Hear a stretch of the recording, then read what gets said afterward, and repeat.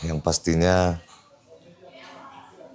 saya sampaikan mungkin melalui podcast ini kepada seluruh masyarakat, bersiaplah kita kepada era yang perubahan, bukan merubah adat istiadat kita, tetapi merubah pola pikir kita bahwasanya Kabupaten Aceh Tengah ini merupakan kabupaten yang dianugerahi cukup banyak keindahan alam.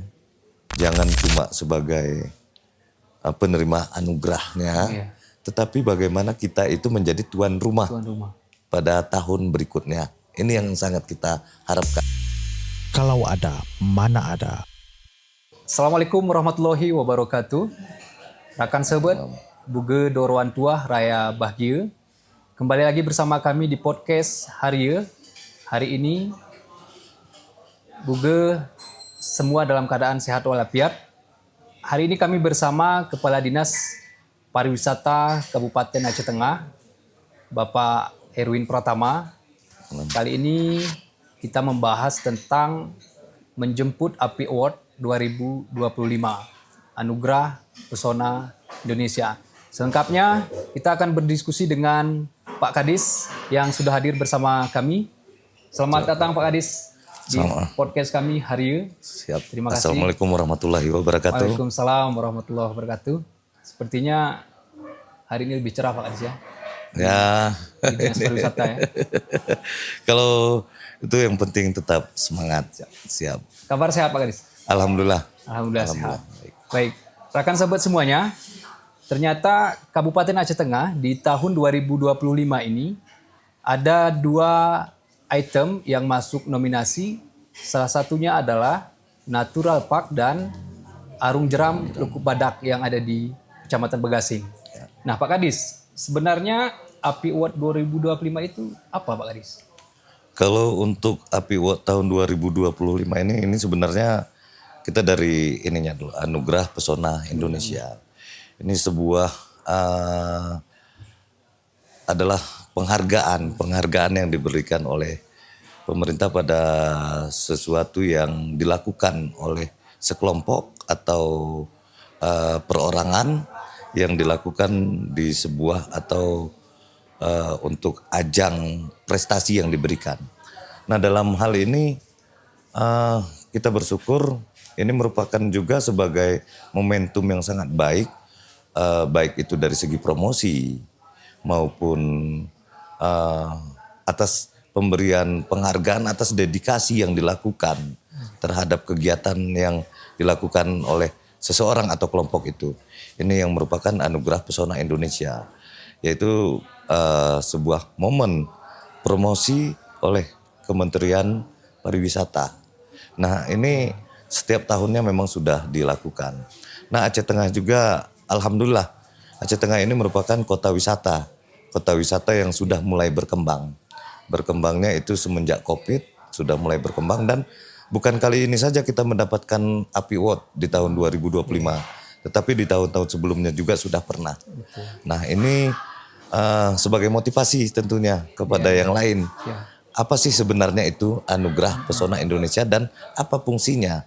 Tentunya ini yang menjadi pertanyaan dari masyarakat mungkin. Saya sudah sampaikan tadi bahwasanya ini merupakan ajang promosi yang sangat baik terhadap satu daerah. Satu daerah tentunya dan motivasi kepada daerah itu untuk memajukan sektor promosi wisata yang ada di kabupatennya. Ini mungkin sedikit gambarannya. Dan sebelumnya Pak Kadis, apakah memang hanya 2 yang ikut nominasi atau ada beberapa objek wisata lain yang diikut sertakan? Untuk tahun 2025 ini untuk ajang Pesona Indonesia ini itu memang kita mengikutkan 2 kategori. 2 kategori. 2 kategori yaitu wisata Arung Jeram dan Natural Park yang hari ini juga merupakan salah satu destinasi wisata yang mendapatkan API Award di urutan ketiga mungkin ini nantinya. Dan yang pertama itu Arung Jeram yang dalam kategori berbeda nih, dalam kategori berbeda tapi dalam satu destinasi yang berkembang. Nah di sini sebelumnya juga sudah ada itu seperti Burtelege, kemudian Kerawang Gayo juga sudah pernah. Nah ini kan Justru ini yang tahun 2025 ini adalah lahir mungkin karena anugerah pesona Indonesia yang didapatkan oleh tahun sebelumnya. Iya. Yang membuat akhirnya yang lain juga ingin mendapatkan. Iya. Nah ini penghargaan yang cukup besar dan merupakan hal yang sangat, ya kalau kita bilang semua ingin mendapatkan pasti. Iya, pasti. Nah yang paling penting hari ini jangan cuma sebagai penerima anugerahnya, Iya. tetapi bagaimana kita itu menjadi tuan rumah Tuan rumah. pada tahun berikutnya. Ini yang sangat kita harapkan. Tuan rumah di mana Pak Adis? Untuk tahun ini tuan rumahnya di Kalimantan, yaitu tepatnya di Kabupaten Bengkayang. Itu pada tanggal 18 nanti kita akan diundang untuk menerima penghargaan tersebut. Iya. Nah, kenapa tidak Kabupaten Aceh Tengah yang kita iya. Sebagai tuan rumahnya. sebagai tuan rumahnya? Ini kan otomatis beberapa daerah yang kita berikan anugerah pesona Indonesianya ini tentunya pasti datang kemari untuk Iya. mendapatkan penganugerahan tersebut, Iya. diberikan, dinobatkan. Nah tentunya juga kunjungan dari yang hadir, kunjungan wisatanya Iya. ini akan meningkat. Dan itu mungkin terjadi Pak Adis. Ini yang sudah kita upayakan karena kita sudah beberapa kali mendapatkan anugerah. Ini mudah-mudahan nanti pada saat kehadiran kita di Kalimantan, Iya. pada saat penganugerahan itu dinobatkan kepada kita akan menyampaikan kepada kementerian Iya. Aceh Tengah itu siap untuk menjadi tuan rumah API Award tahun berikutnya. Tahun berikutnya. Iya. Berarti berangkat Pak Adis ya? Iya, insya Allah berangkat. Kemungkinan hari Minggu karena acaranya hari Selasa. Siap. Selain Arung Jeram Luku Badak Pak Kadis, itu kan ada Natural Park. Natural Park itu berarti dia ekowisata. Ekowisata. Ekowisata. Ini kenapa itu yang mencuat sehingga masuk nominasi? Kita dapat melihat di sini di Kabupaten Aceh Tengah penggiat wisata itu sangat antusias. Oke. Yang dilakukan oleh swasta. Swasta ini berarti perorangan atau kelompok.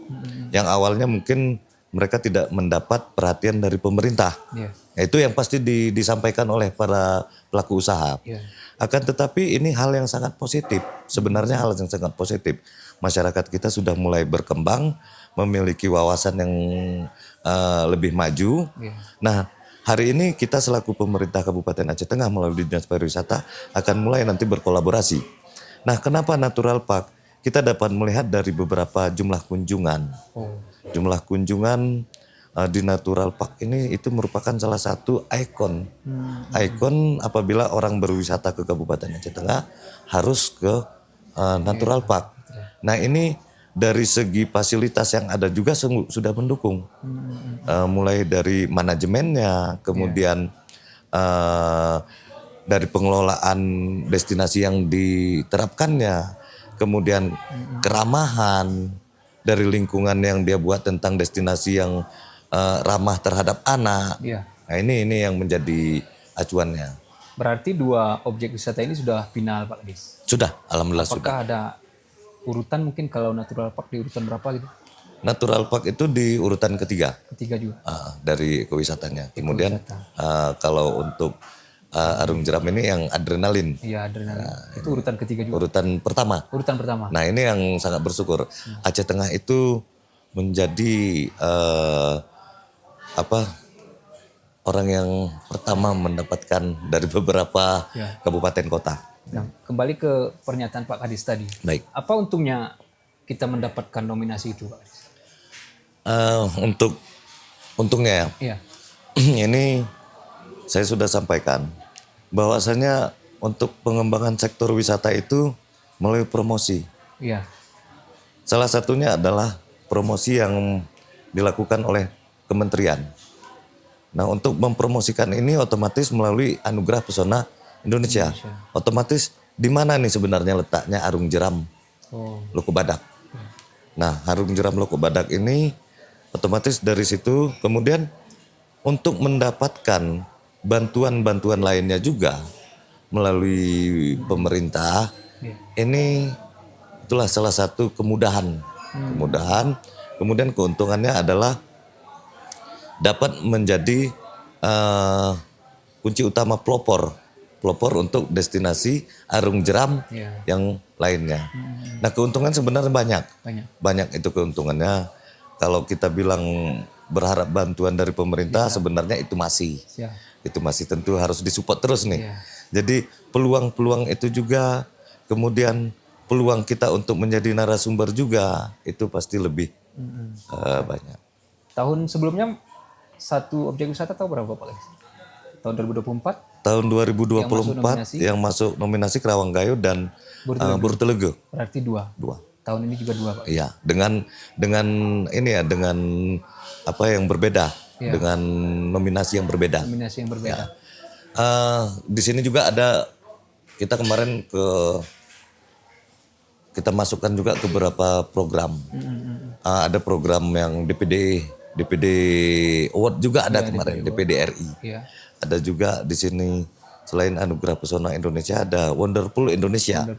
Salah satunya yang kita masukkan menjadi nominasi ke calon Wonderful Indonesia Arung Jeram juga. Iya. Arung Jeram Loko Badak. Cukup Badak. Siap. Baik Pak Kadis. Untuk 2 objek wisata ini ada rahasia khusus tidak Pak Kadis sehingga bisa menembus ke nasional? Nah, ini tentunya seperti yang kita cerita di awal. Iya. Kalau untuk trik khusus itu sebenarnya semua harus mempunyai trik khusus. Harus ada ya? Harus ada. Jadi segala sesuatu yang kita lakukan itu mempunyai trik. Iya. Nah, triknya apa? Yaitu kolaborasi. Kolaborasi, kemudian hari ini era digitalisasi, promosi melalui digital, kemudian selain kolaborasi dan kolaborasi tentang digital, ini juga kan rekan media kan juga harus bersinergi. Nah, di sini jangan pernah meninggalkan rekan-rekan media juga, karena berkat beliau juga itu promosi. Iya, betul. Nah, promosi. Nah, mungkin trik khusus yang dilakukan adalah kelengkapan administrasi. Salah satunya adalah syarat yang paling utama adalah mungkin dari segi izin operasional. Kemudian kalau di yang kita bahas ini di Arung Jeram, persyaratan itu dipajinya, kemudian pengurusannya. Nah, ini yang sebenarnya menjadi trik khusus. Trik khusus pada saat kita mencalonkan sesuatu ini untuk mendapatkan anugerah pesona Indonesia ataupun anugerah lainnya, pasti hari ini melengkapi syarat. Dokumen yang harus dilengkapi adalah persyaratan, pendirian, itu semua. Jadi trik khususnya adalah lengkapi persyaratan apapun itu kegiatan yang dilakukan di sektor wisata. Itu yang mendaftarkan apakah memang didampingi Dinas Pariwisata? Iya, didampingi. Atau memang mereka sendiri yang mendaftarkan itu? Didampingi oleh Dinas Pariwisata. Didampingi oleh Dinas. Dan mereka kita panggil ke kantor gitu? Kalau untuk sosialisasinya kita langsung koordinasi. Koordinasi, ada kalanya mereka ke kantor, kemudian kemarin kita pada saat di lapangan bercerita itu di lapangan. Di lapangan, apakah bagaimana kalau kita ajukan ini untuk mendapatkan API Award? Nah, ternyata mereka juga support. Nah, support dari mereka, kita juga mensupport. Ini yang harus kalian lengkapi. Ternyata alhamdulillah Loko Badak salah satu yang melengkapi persyaratan. Hari ini support itulah yang dibutuhkan oleh seluruh pelaku usaha yang ada di Aceh Tengah. Support dari masyarakat baik setempat maupun secara kabupaten dan pendatang wisatawannya. Ini yang harus kita lihat karena voting. Ini kan di voting. Betul. Nah, ini. Baik, Pak Kadis, ini kan kita berharap acara penghargaan atau penganugerahan API Award ini bukan hanya sebatas seremonial. Seremonial, benar. Kita ingin berdampak terhadap perekonomian masyarakat. Ya.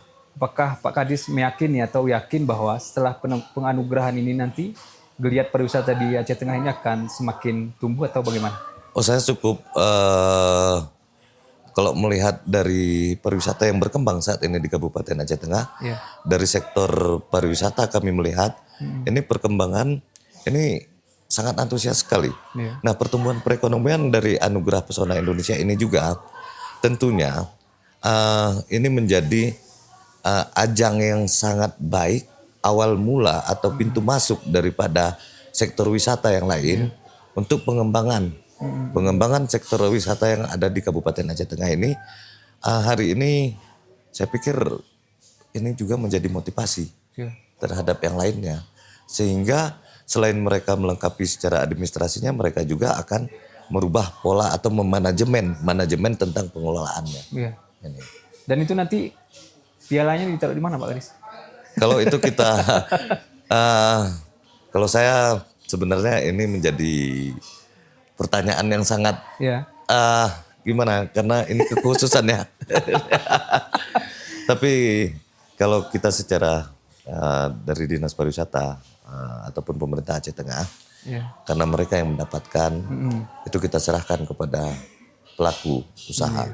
Dan ini juga menjadi awal yang sangat baik, pemerintah juga terlibat dalam penerimaan penobatan itu. Pasti. Itu dia. Baik Pak Kadis, ini kan sudah menerima penghargaan, ada 2 objek wisata. Apakah di tahun depan itu masih bisa didaftarkan? Tidak bisa lagi ya? Tidak bisa. Hanya Tidak cukup bisa, sekali hanya cukup penerimaan. sekali. Jadi kalau saya berpikir, kenapa tidak destinasi wisata yang lain pun kita Iya. ikutkan ke ajang Anugerah Pesona Indonesia. Baik, tentu Pak Kadis Pariwisata baru menjalani tugas beberapa bulan ya, Iya, Pak Kadis ya. Banyak PR yang harus diselesaikan di kepariwisataan. Iya. Menurut Pak Kadis nih, untuk membranding pariwisata Kabupaten Aceh Tengah ini, apa tantangannya Pak Kadis? Ini kalau tantangan semua pasti punya tantangan. Ya, pasti. Pasti punya tantangan. Yang pastinya